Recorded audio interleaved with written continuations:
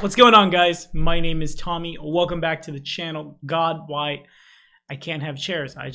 All I do is swivel in chairs.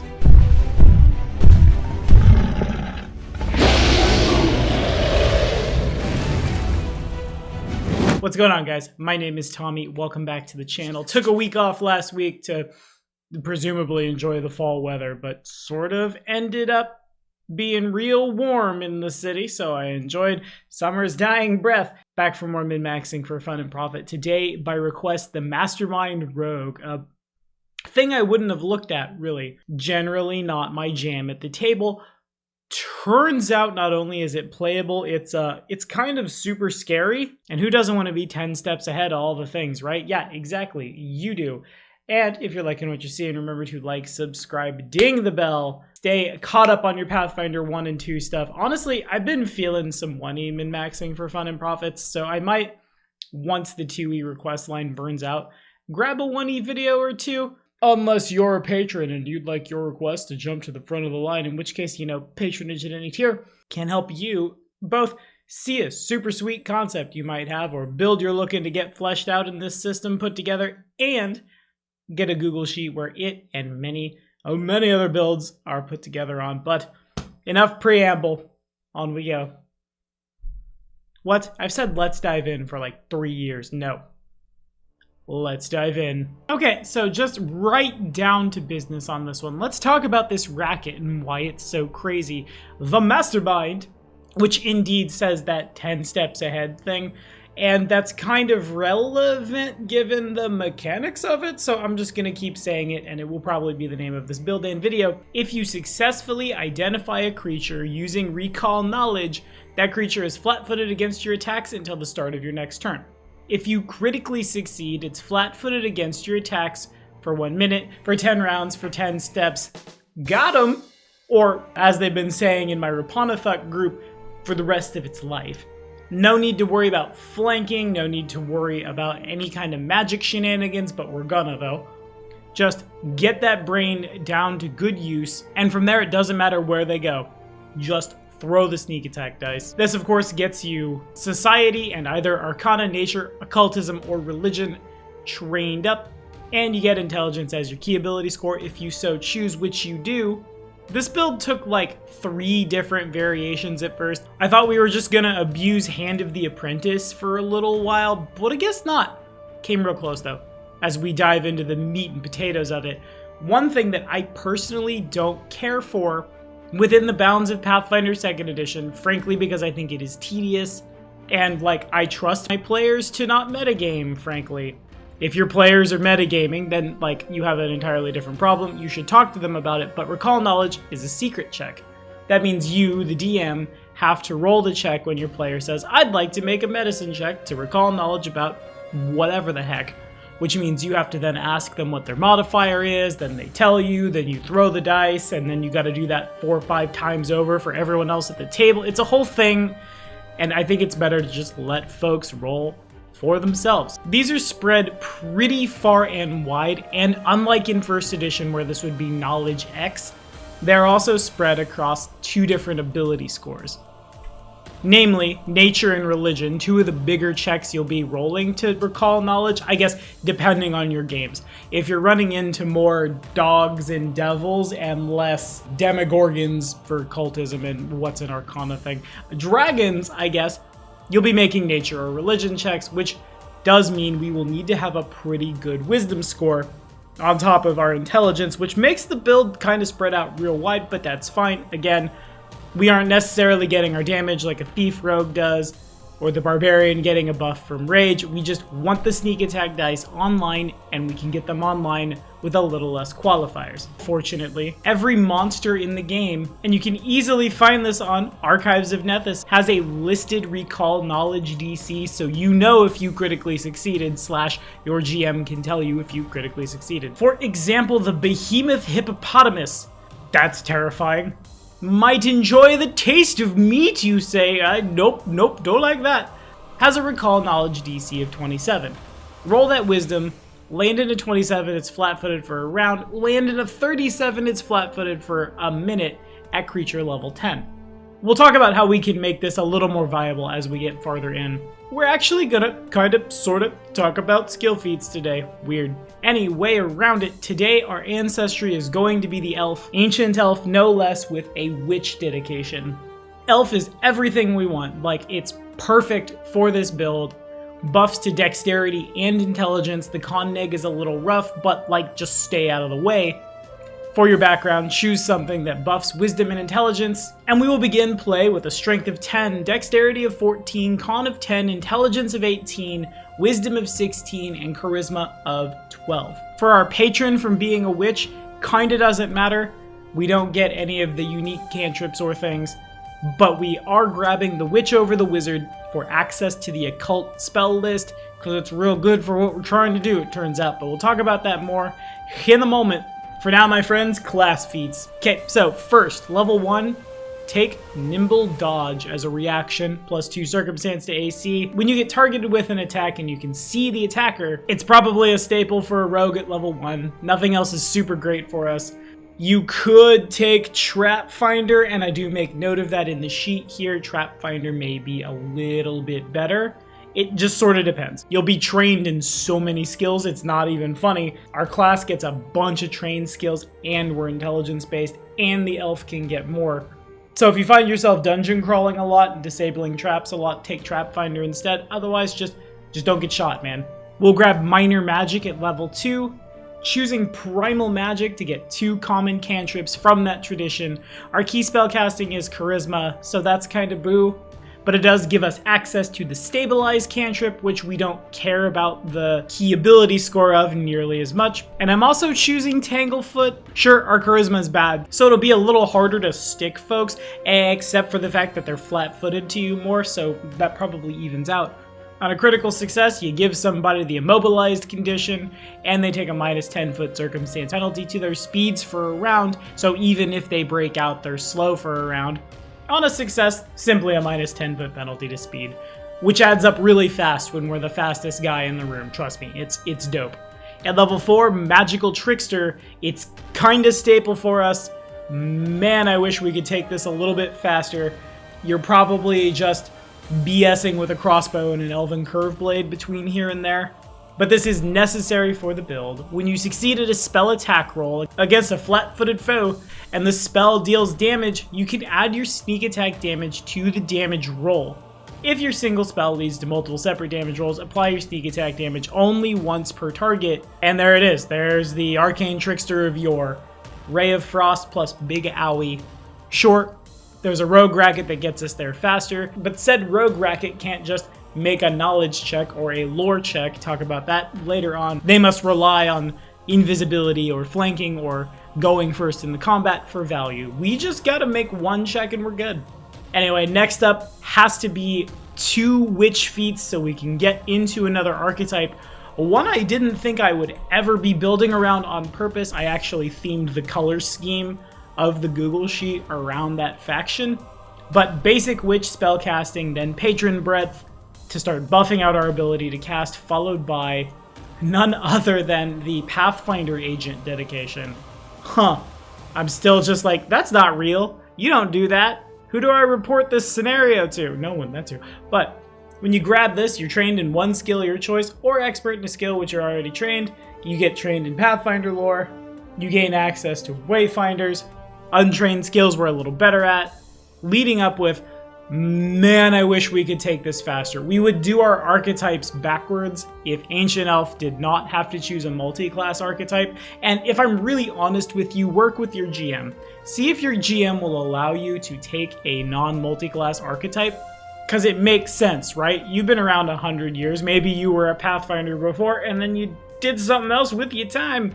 That doesn't seem to be any more game-breaking than the free spellcasting. What's even more ridiculous about the Pathfinder agent dedication, and I missed this before, I slept on it, I'm not used to looking for these kind of qualifiers in tags. I'm used to seeing them in the descriptions of feats. Almost all of the Pathfinder agent feats are skill feats. Both of the ones we're taking are skill feats. That means we'll take Thorough Reports at 11th, then Expert Witch Spellcasting at level 12, which is now online on time. thorough reports. Keep track of each type of creature you successfully identify with Recall Knowledge. When attempting a Recall Knowledge check against creatures on your list in later encounters, you get a +2 circumstance and you learn additional facts about such creatures on a success. I am a little confused about the wording here. Type of creature, does that mean like herbivores or animals or giraffes? I don't know there. But what I do know is a lot of campaigns will have you fighting the same type, same family, or in some cases just straight up the same monster. Even if it's just one more time in a later encounter, odds are you're gonna get value out of this. Followed by Recognize Threat. Gotta be master in a Recall Knowledge skill. Its trigger is your first turn of an encounter begins and you can see a creature, make a free Recall Knowledge check. Boom. Wow, these aren't even the skill feats I wanted to talk about at the beginning of this video. I legitimately noticed this whilst recording, went back and fixed it. That's great. That's value. Not only do you know more about the creature, you didn't use your action economy to cast a spell to help or recall knowledge on your own. Seriously, A+, 10 out of 10. I'm sorry, I don't remember who requested this. The way the request form reads now, I no longer see a name next to it, but thank you truly for showing me this. This is dumb, I love it. Analyze Weakness coming up next. What was once the capstone feat of the build. For one action, if you've got 2d6 sneak attack and you've identified a thing with Recall Knowledge, the next time you deal sneak attack damage to the chosen creature with a strike before the end of your next turn, add an additional 2d6 precision damage. At 11th and 17th, if your additional damage from sneak attack increases, increase this to 3d6, then 4d6. So it's like sneak attack vital strike. Huh, neato. Now, oftentimes we won't be striking. Oftentimes we'll make a spell attack roll. That said, when you really want to close it out, there it is. Remember, all that damage multiplies on a crit. Knowledge is half the battle, and the other half is gratuitous violence, but only in one key application. Next up, Inspired Stratagem. It's a reaction. Its requirement, you spent 10 minutes during your daily preps reviewing stratagems for the day's adventures with up to 4 allies. You quickly advise said ally when one of the required allies is about to attempt an attack roll or skill check. The ally rolls with advantage and then is immune to Inspired Stratagem until next daily prep. We couldn't squeeze Halfling Luck in, so it helps to have it here, and you're spreading it out to everybody. And it's on flavor. You get to be like, hey, look at me, I'm real smart, listen to me. Boom, got him. At level 18, it's Master Witch spellcasting, and at 20th, Cackle. Now, we only ever get the one focus point. That said, when we throw down a spiritual weapon, if we want to cackle to sustain a spell, it makes a strike, it uses our intelligence, then we start recalling knowledge and doing damage on our own. It's an extra dot. And the occult spell list has other things that, well, you might want to sustain for free sometimes. Anyway, let's look at the only other skill feat I really want to talk about today. Because again, we're a rogue, we get all of them, be good at knowledge checks. I think bread and butter for this build will be additional lore. You gotta be trained in lore. Hey, every background in the game is. Choose an additional lore subcategory, you're trained in it. At 3rd, 7th, and 15th, you gain an additional skill increase you can only apply to that chosen lore, which can help us make sure we're making our recall knowledge checks with our int, which will always be a little higher than our wisdom. Lore skills are very, very powerful for us. And if you've got a great GM, they'll be able to tell you these are the lore skills that are relevant, or just retrain as the plot shifts. If you're running a published adventure, I can't speak much to the 2e ones right now, but as far as the 1st edition ones go, there's usually a central theme. If you're playing Iron Fang Invasion, Hobgoblin lore will always be good, Pirate lore for Skull and Shackles, Fey lore for Kingmaker, Cheliax lore for Hell's X, Ancient Osirion lore for Mummy's Mask. Need I go on? To use the Cheliax example, that might allow you to recall knowledge about a devil without using religion, aka real good. For our ancestry feats out the gate, Ancestral Longevity. Because you didn't have enough skills already, why not one more? During your daily prep, you can reflect upon your life experiences to get trained in one skill of your choice. Really, really good when the campaign takes a left turn for that one thing you weren't prepared for. Oh, are we going out into the wilderness? I thought this was an urban campaign. Ancestral longevity into survival. Boom, you're good. Suddenly you're failing a lot of athletics and acrobatics checks because everyone wants to swing from the trees or the rooftops, or otherwise just put you in situations where you might fall and break your neck. Get trained. Hey guys, I think we should start a traveling band and abandon the main quest altogether. God, fine, okay. Ancestral longevity into performance. Boom. Got him! Elven weapon familiarity is a holdout from when I made this on the shell of a wizard to get access to the elven curve blade, that finessable D8 that we were gonna hand to the apprentice at people. As it stands, this also gets you a longbow. And again, we're probably using that less than like the telekinetic projectile, but it's still pretty darn good. If you run out of spell slots and everything is resisting your cantrips, it doesn't hurt to be a little more armed. Expert and universal longevity will allow you to increase that trained skill to expert, and for one action, once a day, you can just flat change up what you're trained in response to stimuli. That's so good. And elven weapon expertise next, because why not? You never know when you're gonna crit somebody and want to pin them to a wall, am I right? Exactly. For those general feats, incredible initiative first. We want to make sure we go first so we can tell all of our friends, hey, that monster's real bad, stay away from him. Toughness and die hard, because we don't have a whole heck of a lot of HP. And again, like, things are gonna come after you. Please don't die. We love you. Canny acumen for our worst save, which is fortitude. Then true perception. Hey, true seeing, why not? You know what else, why not? Let's talk about wayfinders. We don't talk about items in Pathfinder 2 that much because they're just not as important or crucial to builds. But we do have access to these things, and there is some value we can get out of them. Of course, a wayfinder is a compact compass. It repurposes ancient technology to draw fantastic powers from mysterious magical items known as Aeon Stones. Serves as a badge of office for agents of the Pathfinder Society and a status symbol among all adventurers. Functions as a compass, you can put an Aeon Stone in it. That gives you all the benefits of that stone floating around your head. All of the Aeon Stones do different crazy stuff. For us though, I think the best one is the Orange Prism. It'll set you back almost 10,000 gold. Gotta activate this thing to provide a benefit. Its resonant power gives you a +2 item bonus to Arcana, Nature, Occultism, or Religion checks, whichever corresponds to the tradition of the last spell you enhanced with the Aeon Stone. For one action, if your next action is to cast a spell, that spell's level is 1 higher, maximum 10th, for the purpose of counteracting and being counteracted, but also our Occultism checks just went up by 2. Boom. Speaking of those, before we sign off, let's hit those spells real quick, shall we? I'm always going to link it because I think it'll always be relevant. True Strike for one action. When you really need that telekinetic strike or longbow shot to stick, roll with advantage, get the crit. Our damage is very explosive. Doubly so once you haste yourself, or you've already got that free critical success from rolling a knowledge check against somebody at the beginning of the encounter, and it comes down to analyze weakness, true strike, then strike for Big Nova. Telekinetic projectile, of course, gonna be our bread and butter. I yeet this at you to do damage. Man, you know what really, really hurts trolls? It's if you throw a rock and it hits them in the face. Huh, who knew? I'm so smart. That works on everyone. Boom, 10 steps ahead. Got him. Spiritual weapon, again, gives us a little bit of extra of a dot value, but there are 2 specific occult spells that kind of just make us shine even more. First, Join Pasts.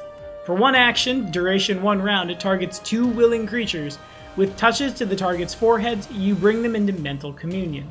The targets can share thoughts and experiences, but not words. When one target attempts to recall knowledge, aka you, the other can aid the first target's skill check using any lore skill, even if that lore would not normally apply without having made the prep to aid.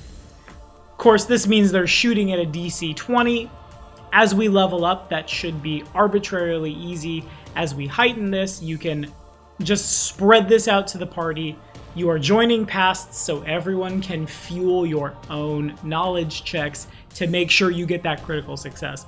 This legitimately feels like Pathfinder 1st Edition building in terms of how many wonky shenanigans I'm gluing together. Good, this pleases me. And last but not least, Hypercognition. For one action, make 6 recall actions as part of casting the spell. You can't use any special abilities, reactions, or free actions that trigger when you recall knowledge. Now this is where I get super gamey. Our racket triggers when we succeed at the check, not when we make the check, so it stands to reason that we can hypercognition roll 6 d20s. The probability of us rolling a critical success, even just a flat out natural 20, probably pretty damn good, and there's Value Town. And that, my friends, is all we have for today. I really like this. One of the joys I get the most out of TTRPGs is that feeling you get when you take some stuff that doesn't make a lot of sense, put it together, and you've made a really corny way to do something really powerful. They're always like decidedly tier 2, but it's the feeling of a plan coming together. I must have been the mastermind after all. Anyway, what are we thinking, y'all? Throw it in the comments. Roll it up, be 10 steps ahead, blow up everybody. You know what it is. Next week's min-maxing for fun and profit, I think, has to be a little less about a character and a little more about how to make this good kind of thing. Because rituals exist. We haven't touched them. What are they for? How can we use them to break our games? Using the ritualist archetype? Well, we'll figure that out next week, y'all. I'll see you then.